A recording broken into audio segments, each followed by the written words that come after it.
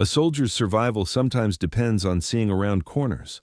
In the summer of 1944, American tank crews in Normandy began mounting small hand mirrors and shaving mirrors onto poles, sticks, even rifle barrels, holding them above hedgerows and building corners to scout for German armor without exposing their Shermans to direct fire. The practice emerged independently across multiple units, spread through word of mouth and imitation, and saved an unknowable number of lives through a technique so elementary it was never formalized in field manuals. This isn't fiction.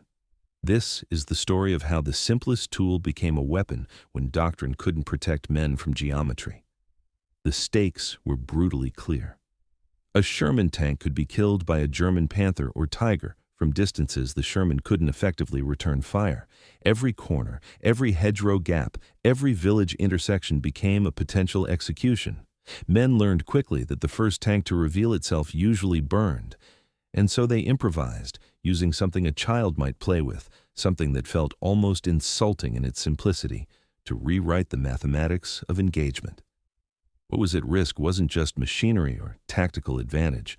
It was the question of whether ingenuity born from desperation would be acknowledged, whether survival mattered more than procedure, and whether a crew's small act of self-preservation could exist outside the architecture of command. Picture yourself there. August 7, 1944, a kilometer south of Vire, in the bocage country of Normandy. The air inside the Sherman smells of oil, sweat, spent casings, and the metallic tang that comes from breathing recycled exhaust fumes for hours. The temperature hovers near 90 degrees outside, which means it's pushing 110 inside the hull.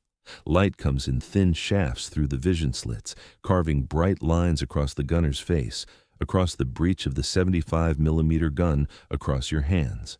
You're the tank commander, standing in the turret hatch, and ahead of you is a sunken lane bordered by hedgerows so thick they might as well be fortress walls. Somewhere beyond that green tangle is a road junction the infantry needs cleared. Somewhere beyond that is a German tank, or two, or more, and the intelligence is never certain. Your crew hasn't spoken in 10 minutes. They're waiting for you to decide whether to move forward into the lane, where visibility ends at 30 meters, and the geometry belongs entirely to whoever shoots first. The Sherman you command weighs 33 tons and can move at 25 miles per hour on open ground. But here in the bocage it crawls, first gear, the driver hunched over his controls trying to read a landscape made of shadow and green. The gunner sits to your left, his face pressed to the periscope, his hands on the traversing wheel. The loader stands ready at your right, one hand on a round, the other braced against the turret wall. Below, in the hull, the bow gunner and driver occupy a space so cramped they can't fully extend their legs. You've been together for 6 weeks. You know the sound of each man's breathing, the way the loader mutters numbers under his breath when he's anxious, the way the gunner taps his thumb against the wheel when he's waiting. You know what burning Shermans smell like because you've passed 3 in the last 2 days, their hatches open, their crews gone. The crew had been together since England, trained on flat ground with clear sight lines, taught to maneuver in open country where American doctrine assumed air superiority and numerical advantage would carry the day. But Normandy wasn't open country. It was a maze of ancient agricultural boundaries, each field enclosed by hedgerows 10 feet tall and centuries old, roots and earth and bramble packed so dense that even artillery struggled to cut through them. A Sherman advancing down a sunken lane had no visibility beyond the next turn, no room to maneuver, no way to bring superior numbers to bear. German tanks and anti-tank guns waited in positions they'd had weeks to prepare, firing from concealment at ranges where the Sherman's armor was inadequate and its gun marginal. By late July, American armor losses in the bocage were severe enough that replacement crews arrived weekly, some of them lasting less than a day. The crew dealt with this the way men deal with odds they can't change. They named the tank. They kept a routine. Every morning the driver checked the tracks and sprockets. The gunner cleaned the breech and sighted the gun. The loader arranged the ammunition so the aprons of the rounds all faced the same direction, a superstition he'd picked up from another crew. You, the commander, studied maps that didn't show hedgerows and tried to interpret intelligence reports that said things like, enemy armor believed present. Evenings, if there were evenings, the crew ate cold rations outside the tank and didn't talk about the crews who hadn't come back. The boundaries were invisible, but absolute. You didn't discuss fear. You didn't question orders. You did your job, and the job was to move forward until someone told you to stop, or until something stopped you. On August 3rd, 4 days before the moment at the sunken lane, a sergeant from another platoon showed you something that looked like a joke. He'd taken a compact mirror, the kind a woman might carry in a purse, and lashed it to a length of pipe with friction tape. He held it up above the hedgerow at a crossroads, angling it to see around the corner without exposing himself or his tank. He spotted a German gun position 70 meters down the intersecting road and called in artillery before the Germans registered his presence. He showed you this with the sheepish grin of someone presenting a solution so obvious it felt embarrassing, and you remember thinking it looked like something a child would devise. A periscope made from household objects, utterly divorced from the language of armor tactics and fire control. But it worked. The sergeant's tank was intact, his crew was intact, and that night, lying on your bedroll beside the Sherman, you thought about geometry. A tank is a platform for a gun, and a gun requires line of sight. Doctrine assumed you'd have that sight, that you'd maneuver to acquire it, that superior mobility and numbers would let you dictate engagement ranges. But in the bocage, line of sight meant exposure, and exposure meant death arrived faster than you could react. The mirror changed the equation. It let you see without being seen, scout without committing, gather information that decided whether you advanced or called for support or repositioned entirely. It was reconnaissance at the scale of 30 meters, over and over, junction by junction, hedgerow by hedgerow. The tool itself was absurd. The logic was flawless. You mentioned it to your crew the next morning. The gunner nodded slowly. The loader asked where you'd get a mirror. The driver said he had a shaving mirror in his pack, circular, about 3 inches across with a metal frame. You found a rifle cleaning rod, one of the segmented types that screwed together, and the loader used wire and tape to lash the mirror to the end. It looked ridiculous. The gunner held it up above the hedgerow at the next intersection and reported he could see clearly for 50 meters down the crossing road, the image steady enough to distinguish a camouflaged shape from a shadow. No one said it was brilliant. No one said much of anything. It became part of the routine. At every pause, at every corner, someone climbed out and held up the mirror while the rest of the crew waited, engine idling, ready to reverse or fire or move forward depending on what the mirror showed. The practice spread without orders. Within a week, you saw mirrors on poles in half the tanks in the company, each crew's version slightly different, some using pocket mirrors, some using shards of glass, some mounting them on bamboo poles scavenged from farms, some on lengths of metal conduit. No one wrote it up. No one requested official issue. It existed in the space between doctrine and survival, a technique born from the understanding that the field manual didn't cover what to do when the terrain gave every advantage to the defender and you were the one expected to attack. Officers didn't forbid it. They didn't endorse it either. It was tolerated the way useful deviations often are, acknowledged with silence, permitted because it worked and because the cost of not working had been made clear in burned-out hulls along every road. This improvisation revealed something that training hadn't addressed. The Sherman was designed for a kind of war that assumed movement, open ground, and the ability to mass fires. The crews were trained to operate the machinery, to load and aim and drive and communicate, but they weren't trained to survive geometry that negated all of that. The mirror technique didn't come from engineering or tactics. It came from the recognition that seeing was more valuable than shooting if seeing let you decide whether to shoot at all. It was the distillation of experience into action, the kind of knowledge that moves between crews in quiet conversations and gets demonstrated rather than explained.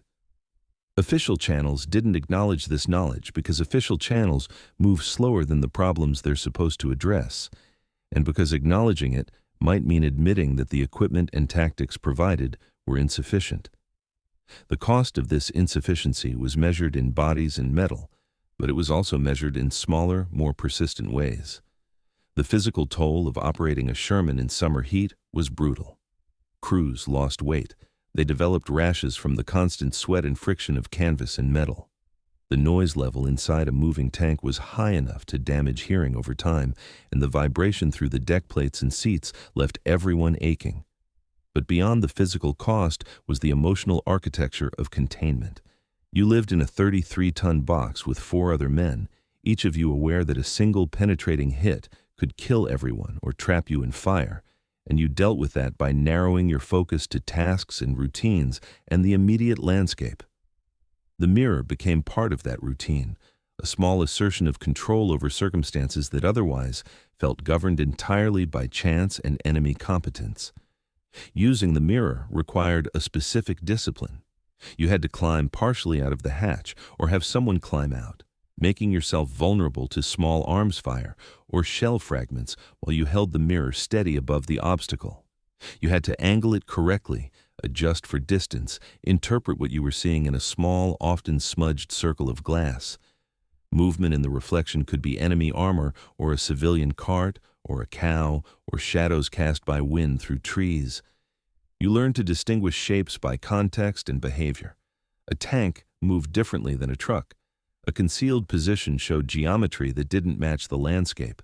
The margin for error was narrow, but the alternative was driving blind into kill zones. And after the first few times the mirror showed you something that would have destroyed you, the absurdity stopped registering. It was simply a tool, mundane and essential, like the periscope or the radio. The technique also created an unspoken test of trust. Whoever climbed out with the mirror was exposed. The rest of the crew had to be ready to act on what that person reported, to reverse immediately or traverse the gun to a new bearing or move forward with confidence that the path was clear. You learned which crew members had the steadiest hands, who could hold the mirror without shaking, who could describe what they saw clearly and quickly. The loader turned out to be best at it. He had a calmness under pressure that showed in small ways, and his voice over the intercom stayed level whether he was reporting an empty road or a German tank in position. That steadiness became another boundary, another invisible line that held the crew together when the doctrine and the terrain and the enemy all conspired to break you apart. By early August, the mirror had proven itself enough times that you stopped thinking about it as improvisation. It was just how you operated now, and the crew's survival rate, relative to others, suggested it mattered. But there was no official acknowledgement, no commendation, no distribution of mirrors as standard equipment. A quartermaster sergeant you spoke with said he'd heard about the practice, thought it was clever, but had no mechanism to issue mirrors and no guidance from higher command on whether he should. The institutional response was a shrug, a tacit permission to continue doing something that fell outside the formal structure. This absence of response was its own message. You were on your own. Survival was your responsibility, and the gap between what you needed and what you were provided was yours to bridge. On August 7th, at the sunken lane south of Viery, you used the mirror for the 11th time that day. The loader climbed onto the turret, rifle cleaning rod extended, mirror angled to catch the view down the lane beyond the next hedgerow gap. He stayed there for 30 seconds, adjusting the angle, then called down. 2 vehicles, maybe 200 meters. One looked like a tank, low profile, probably a Panther. The other was a half-track or a truck. They weren't moving. You made the decision in stages. First, reverse 20 meters to break line of sight. Then, radio the information to the platoon leader. Then, wait for artillery to range in, or wait for infantry to scout from a different angle, or wait for orders to proceed with a different approach. You didn't move forward. The mirror had shown you something that doctrine would have required you to discover by exposure, and exposure would have meant putting the Sherman's thin frontal armor against a Panther's 75mm gun at a range where you had no advantage. The crew didn't debate it. The driver reversed, smooth and controlled. The gunner kept the gun oriented toward the threat, even though there was nothing to see yet. The radio crackled with acknowledgement, and 10 minutes later, artillery began walking rounds onto the coordinates you'd provided. You never saw the result directly.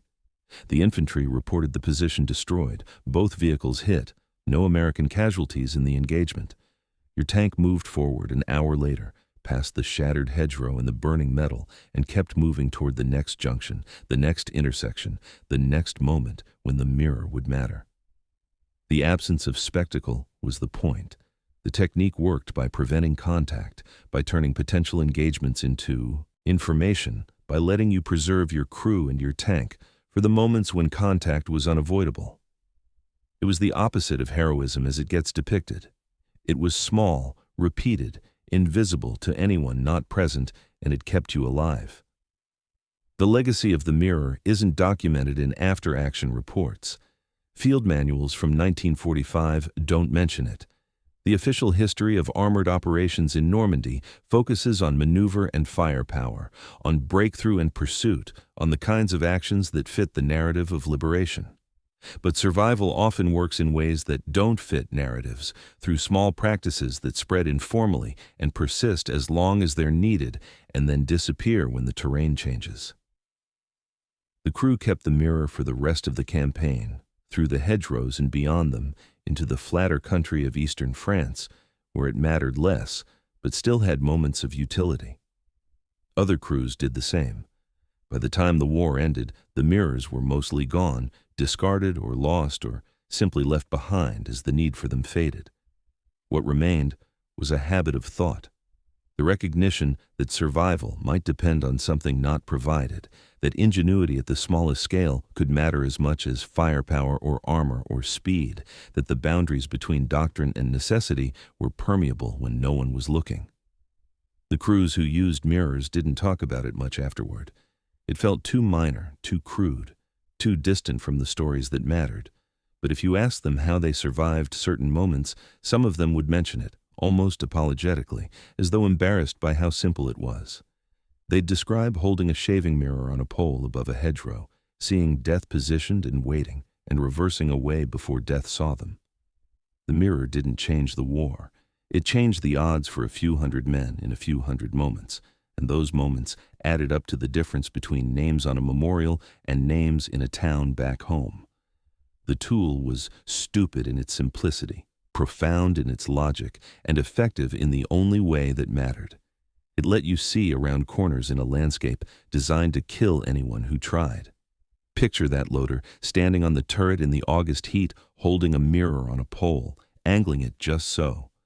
Picture the steadiness required, the concentration, the discipline of reporting what he saw without panic or embellishment. Picture the trust required from the crew below, waiting on his words, ready to act. Picture the absence of drama, the quietness of the moment, the routine of it. That's what survival looked like when doctrine wasn't enough. A mirror, a pole, a steady hand, and the willingness to look when looking was all that stood between you and geometry.